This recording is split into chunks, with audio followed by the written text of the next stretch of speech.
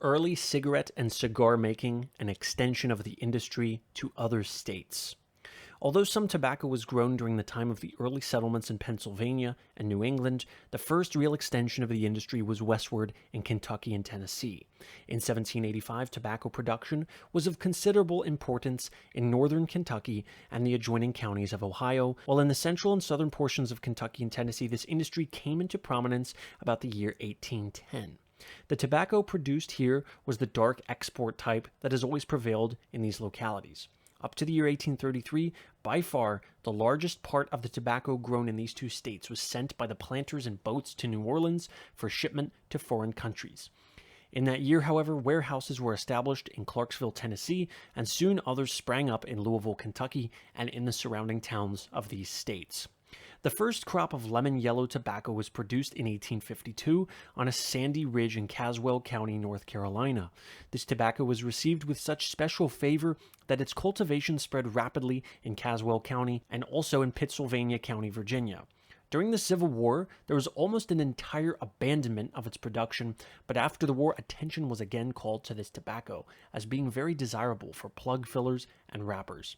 As flu curing came into general use about this time, a much superior article was produced. The price rapidly rose with the increase in the demand, and the cultivation extended into other counties in North Carolina and Virginia and spread into South Carolina and eastern Tennessee. In 1876, there were 43,000 acres planted in this tobacco, yielding 20 million pounds. In 1879, the acreage was 57,000, yielding 26,926,000 pounds. The first cigarettes made.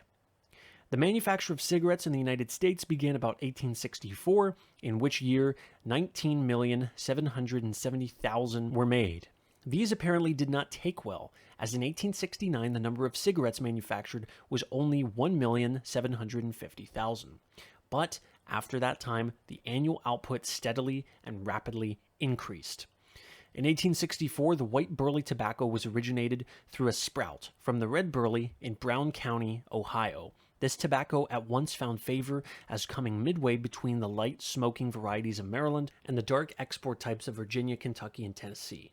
On account of the absorbent powers of this leaf, it is particularly well adapted to plug fillers and plug and twist wrappers. The finer types are used for cigarette cutters and wrappers, while the light, flimsy, overripe bottom leaves are used for pipe smoking. The cultivation of this tobacco rapidly extended over the limestone area of southern Ohio and the central and northern sections of Kentucky. The cultivation of this tobacco is still confined to the limestone soil of this area. Connecticut tobacco and the cigar industry.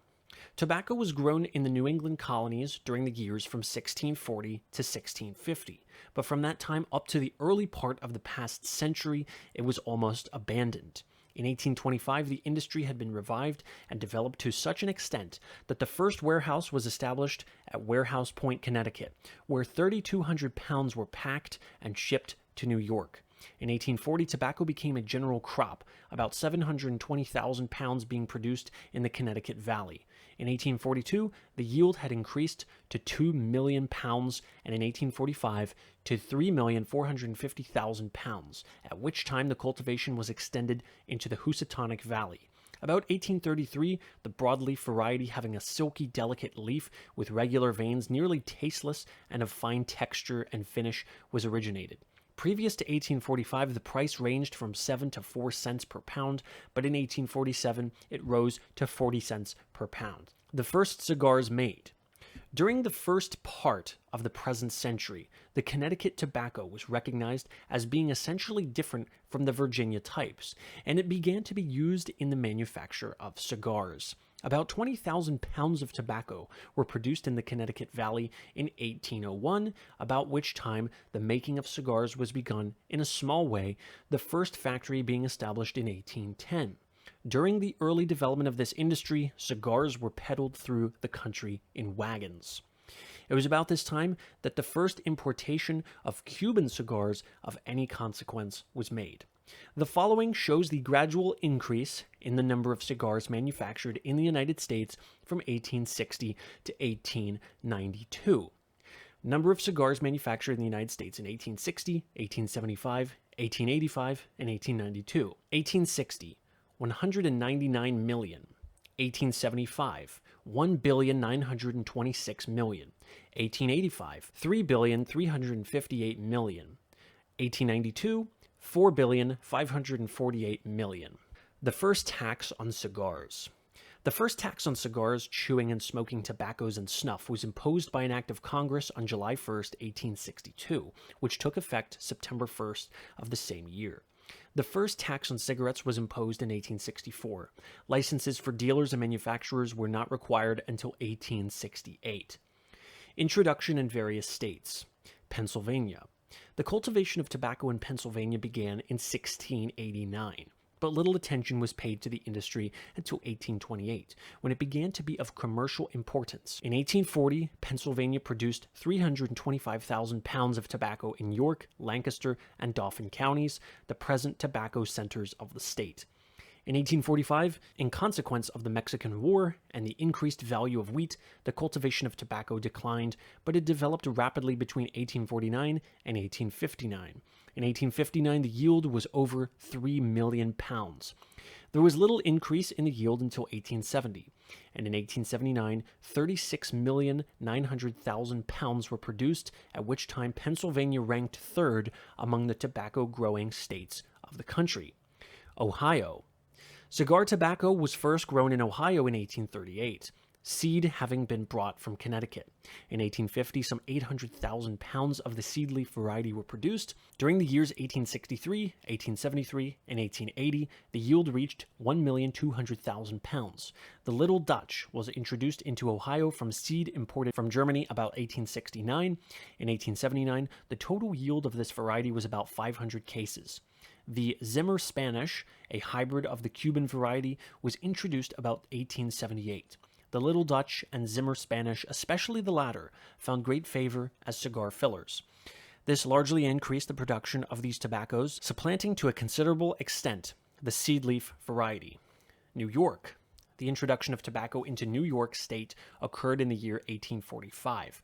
In 1855, Onondaga County alone produced 500,000 pounds, and in 1863, the cultivation had greatly extended and had reached considerable importance in several counties. From 1862 to 1864, New York tobacco brought a good price, selling for as much as 30 cents per pound. From this time on, the price has varied greatly, ranging from 5 to 25 cents, and at times even to 30 cents per pound. In 1879, the crop of the entire state was estimated at 6,480,000 pounds. Wisconsin. Tobacco was introduced into Wisconsin in 1850 when 1,260 pounds were produced. In 1860, the yield was 87,000 pounds. In 1870, it was 960,000 pounds. And in 1889, it was 19,123,000 pounds. Florida. Tobacco was introduced into Florida about the year 1829. 10 years later, this tobacco had taken a place of considerable importance as a cigar wrapper leaf, being especially noted for its broad, silky, beautifully spotted leaf. This is still remembered as the Old Florida Speckled Leaf, the cultivation of which was entirely abandoned at the outbreak of the Civil War. About the year 1888, attention was again called to the possibility of producing a desirable cigar leaf in Florida. But with the importation to this country of the Cuban tobacco, which began in large quantity in 1860, and of the Sumatra some years later, the market had changed and the Old Florida was no longer acceptable to the cigar trade. The Cuban and Sumatra types have formed the basis of the present development of the tobacco industry in Florida. Louisiana. The culture of tobacco was begun in the state of Louisiana about the time of the settlement of New Orleans. In 1752, the government of France offered to purchase all of the tobacco raised in that province at a price equivalent to $7 per 100 pounds. During 1793 and 1794, the production of tobacco was stimulated by the ravages of insects on the indigo plant, which previous to this time had been a staple crop. In 1802, 2,000 hogsheads were exported from New Orleans, and the culture had extended along the Mississippi River as far north as Natchez. As this tobacco had no particular excellence, it was soon supplanted by the Kentucky and Tennessee tobaccos, which were of a much superior quality. In 1824, Acadians introduced a new method of curing by which the tobacco was cured under intense pressure in its own juice.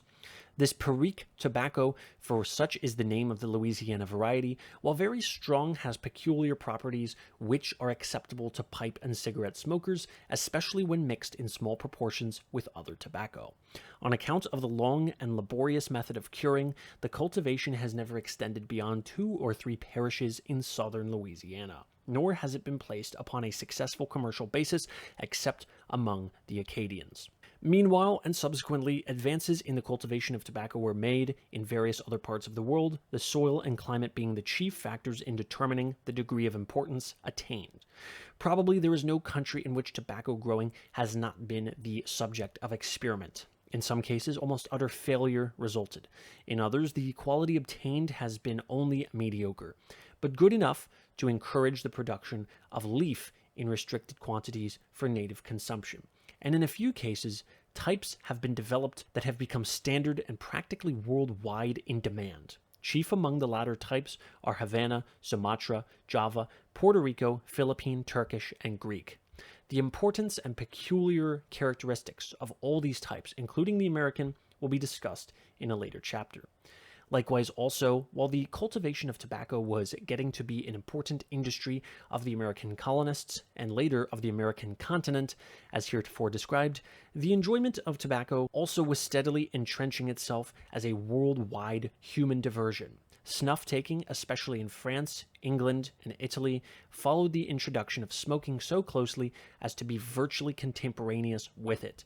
Chewing soon after gained a foothold in the American colonies, and being promptly adopted by mariners because of its suitability to life on the quarterdeck, permeated to many far-off lands.